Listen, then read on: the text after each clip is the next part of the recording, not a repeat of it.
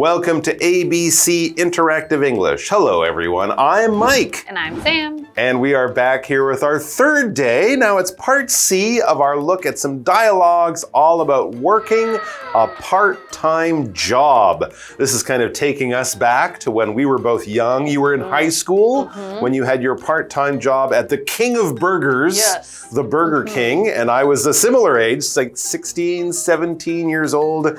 I was at Kentucky Fried Chicken. Actually, I was at Kentucky Fried Chicken in Quebec. So it's called Poulet Frit Kentucky, which makes it sound much fancier, doesn't it? It was KFC. Now, did you ever have an accident at your job? Because that's going to be the topic of our dialogue, getting hurt on the job or getting hurt while working.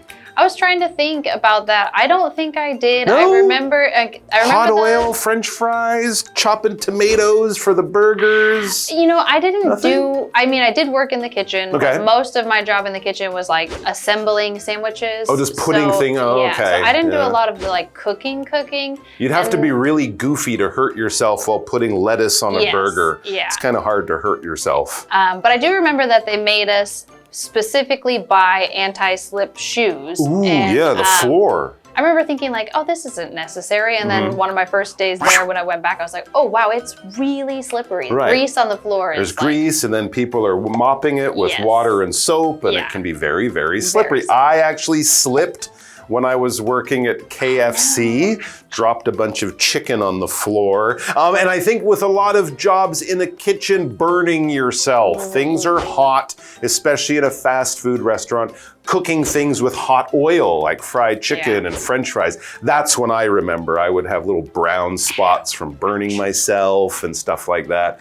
But also, slipping, cutting things with a knife. Of course, in a restaurant, you're probably more likely to have some of these dangerous situations. But in a store, lifting up boxes, carrying heavy things, who knows what your job might require or need you to do, and accidents do happen. So we're gonna find out all about getting hurt on the job with Danielle and Craig.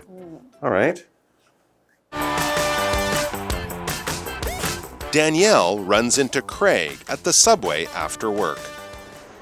Hey, Craig, are you okay?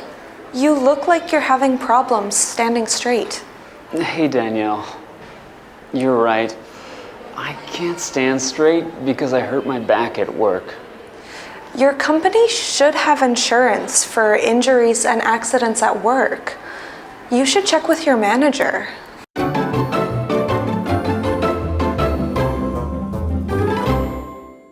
All right, so now we can probably say with some confidence, most people have part-time jobs and don't get hurt, right? I mean, I had a few accidents, but I've had some accidents in my own kitchen, making my own food, and, you know, nothing stopped me from going to school or hurt me forever, but it does happen. So it is something to know about if you are thinking of having a part-time job. So let's see what happened. What kind of accident did one of our unlucky friends have here? Well, the situation says Danielle runs into Craig, bang, at the subway after work. Oh, so they bumped into, no, that's not it. It just means they met each other. They were just going on the subway at the same, hey, it's Danielle. Hey, Craig, how's it going? Old friends who didn't expect to meet each other. That's why we say they ran into each other on the subway, which is, yes, a pretty common place to meet people in a surprising way, because lots of people go to the subway, the metro, the MRT, whatever you might call it. This is that train system that is under the ground in many big cities.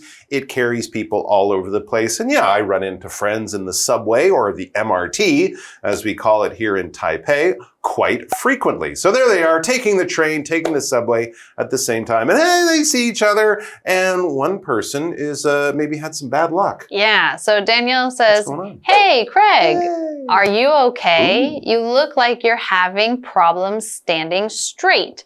So she's kind of looking at Craig, and he's looking, a little bit uncomfortable in some way because he's having trouble standing straight. He's like this, he's just off to one side. He's just standing there. Hey, hi, nice to see you. Oh, everything's fine. Yeah, I think Danielle must know Craig well enough to know that something is not okay, and that's why she's asking. Right. Because he's having trouble standing straight, and straight just means to be kind of without any bends or turns. So something is just straight up and down without any leaning, without any bending. So if you're building a building or a tower, you hope that it's straight, because if it's leaning, then it might fall all the way over. And again, in this case, we're talking about standing straight. So either he's like maybe hunched this way to the side or maybe hunched forward. So in some way, he's not standing straight up and down. Okay, so yeah, if something is right in front of you, you might say walk straight and you will reach the store or something like that. No bends, no turns, no left, no right, just in one way. So clearly something's wrong with his back or something. Oh, this is not good. We're going to find out what happened to Craig and how it was related to his job after we check in with Tina. Hello, I'm Tina. 今天的对话是 Danielle 下班了，在地铁站巧遇 Craig， 但看到 Craig 好像没办法站直。先来看一下对话里提到的单字 subway 名词地铁。The subway in this city is fast and cheap. 这个城市的地铁又快又便宜。Straight 副词直挺的。David sat straight during the class.David 在课堂上坐得直挺挺的。文法的部分则是提到了 have problems 加上 VING 做某事有困难。Problem 指的是问题，在这里惯用复数哦。比如说 Linda has problems speaking English. Linda 说英文有困难。接着我们回到对话当中。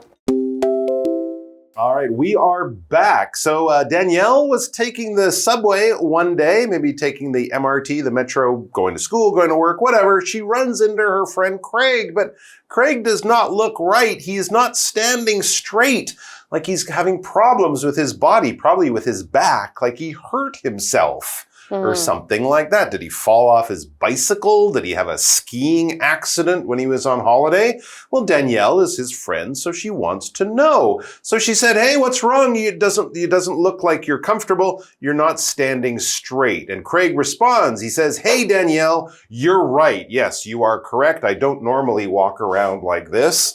There is a problem. I can't stand straight because I hurt my back at work. So hurting your back is no fun, but if you were doing something fun like skiing or breakdancing, that could be one thing. But doing it while you're at work, part of your job, maybe he was lifting something, maybe he fell off a ladder, who knows what he was doing, but he had an accident at work and it has damaged or injured or hurt his back.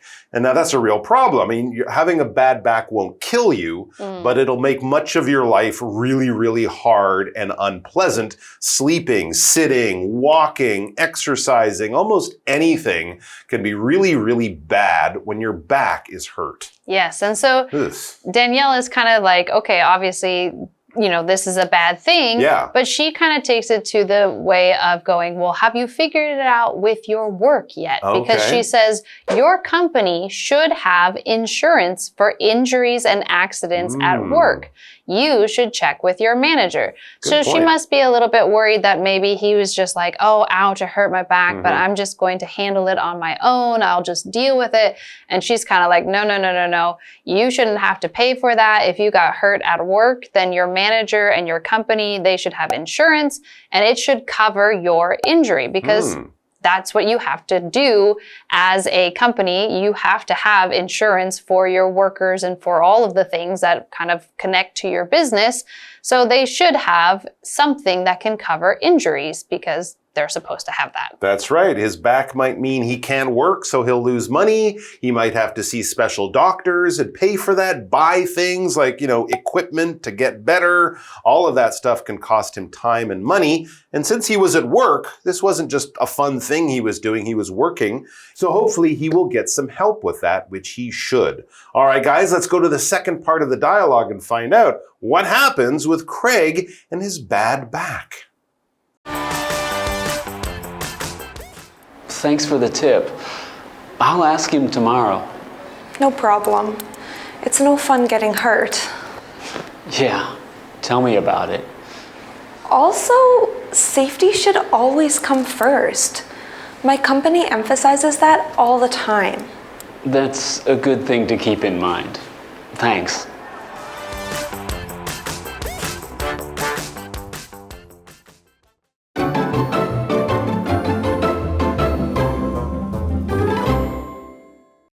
right, Craig has got a bad back. He had an accident at work. It's costing him a lot of time, money, and of course, pain and trouble. But luckily, Danielle, his good friend, was like, hey, if this happened at work, you should talk to your boss. Your company should help you. They have a responsibility. They might have insurance since you were working that day when you had the accident. You should not do all of this stuff and take care of this alone just by yourself.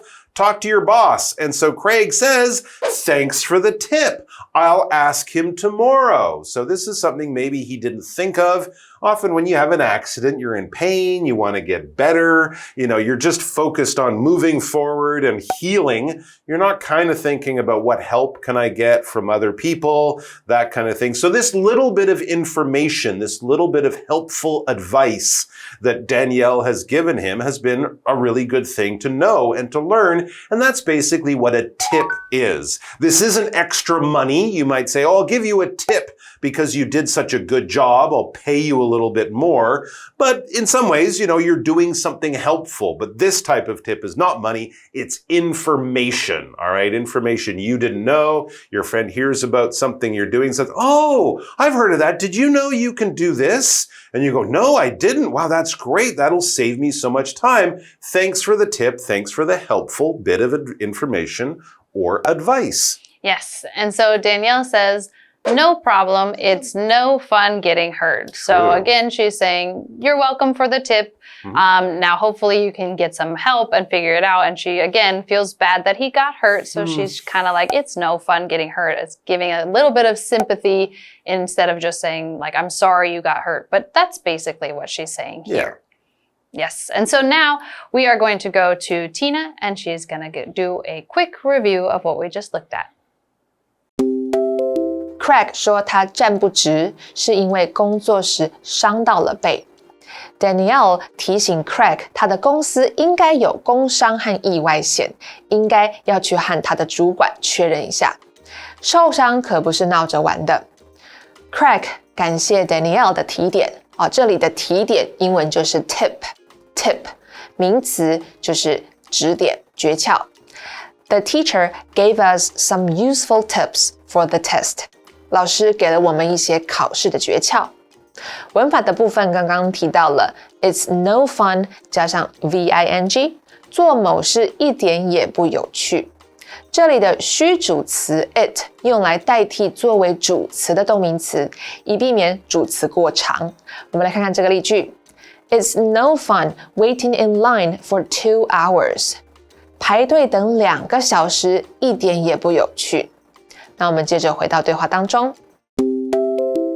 All right, we are back. So Danielle, who was being a very helpful and supportive friend to Craig, just said to him, I'm happy to help. She gave him that information about talking to his boss because he got hurt at work. And then she also said, it's no fun being hurt. It really makes your life difficult. I've been hurt before. I know what it's like. So she's not really fixing a problem that he has. She's just kind of showing she cares and she wants him to get better. And it is true. It is no fun getting hurt at any time. And of course, Craig, he agrees. Yes, it is no fun getting hurt. That's why he says, yeah, tell me about it, okay? When someone says, yeah, tell me about it in this way, they're not really asking you to tell them about it. It's kind of like saying, I agree, I think the same thing. There's that other expression, you can say that again. I'm not asking you to say it again. I'm just saying, I totally agree 100%. So tell me about it, don't tell me about it. You can say that again, don't say that again. I'm just trying to say, I agree with what you just said. Back to Danielle. Yes, and so then Danielle says, also, safety should always come first. Yeah, tell me about it. Yeah. You can say that again. My company emphasizes that all the time. So again, she's kind of giving a little bit of her own experience with her own company and how they might handle these types of workplace accidents and kind of passing that along to Craig.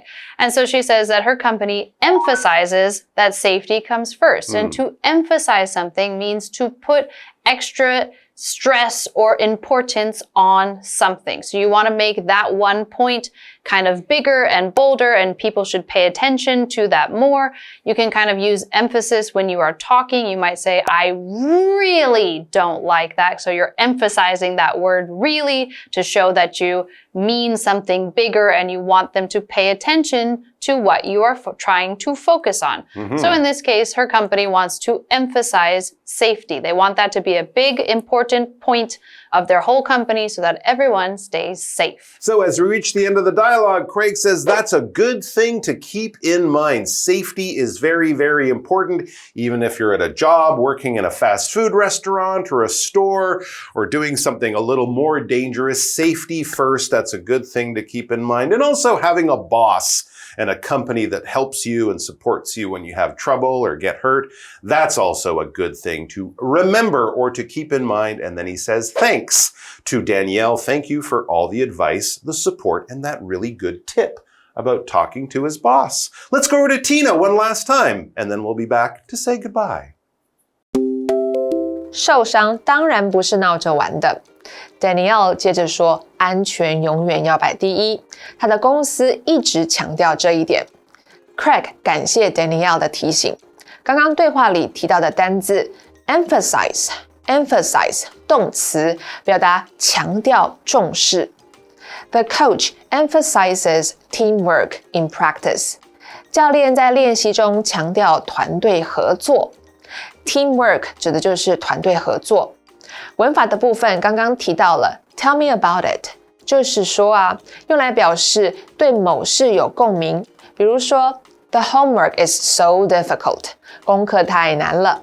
Tell me about it， I don't understand anything， 就是说啊，我什么都不懂。接着我们回到对话当中。All right, so we have looked at a bunch of different dialogues these couple days. Oh, my back! Yes, unfortunately, the last one we left with was with a poor Craig and being hurt, and hopefully his company is going to help him out, and hopefully he's not too badly injured and that he will be able to live his life as smoothly and without pain as possible, because again, back injuries, no fun. No fun at all. So we're going to go ahead and review this dialogue again, and we are going to see you guys next time. Bye. So, goodbye.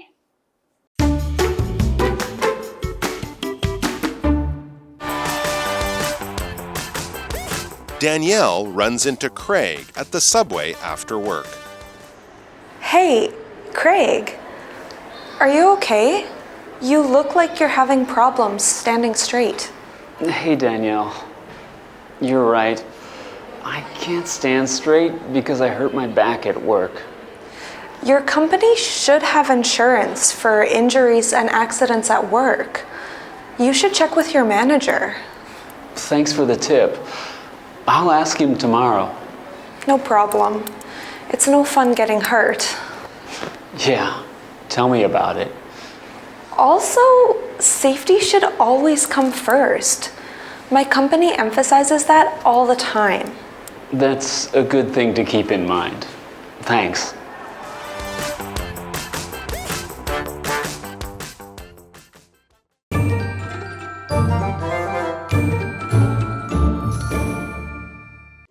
我们来复习一下这一课的重点单字跟文法。单字的部分 subway 名词地铁 straight 副词直挺的 tip 名词指点诀窍 emphasize 动词强调重视。接着我们来看文法的部分 have problems 加上 VING 做某事有困难 Bobby has problems waking up early Bobby 早起有困难It's no fun 加上 VING 做某事一点也不有趣 It's no fun walking in the rain without an umbrella 在雨中淋雨走路一点也不有趣 Tell me about it 就是说啊 The line at the restaurant was so long 那间餐厅的队伍排得好长 Tell me about it I waited for almost 1 hour 就是说啊我等了快1个小时以上就是这一课的重点单词跟文法，那我们下一课再见喽，拜拜。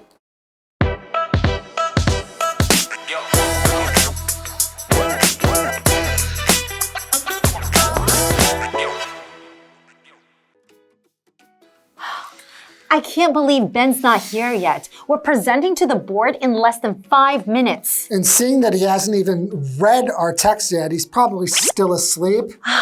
Typical. The only time he'll ever be here on time is when pigs fly. Huh? When pigs fly? I didn't know that was possible. It's not. That's the point. He's probably never going to be on time. Oh, I got it. Well, based on his track record, I believe that too. He's always ridiculously late, no matter how important it is. Luckily, I saw this coming, so I prepared his part too. Yeah, lucky for him. But he shouldn't expect us to cut any slack once he gets here.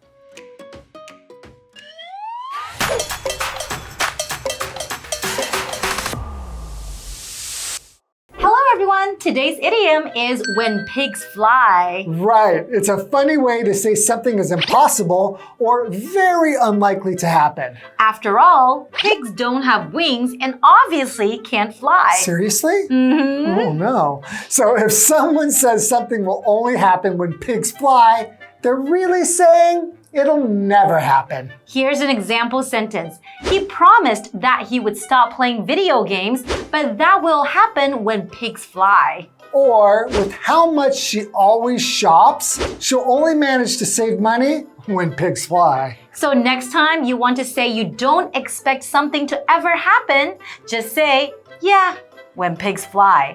It's a more playful, sarcastic way of saying that'll never happen. Right, and that's all for today. We'll see you next time. Bye-bye. Bye-bye.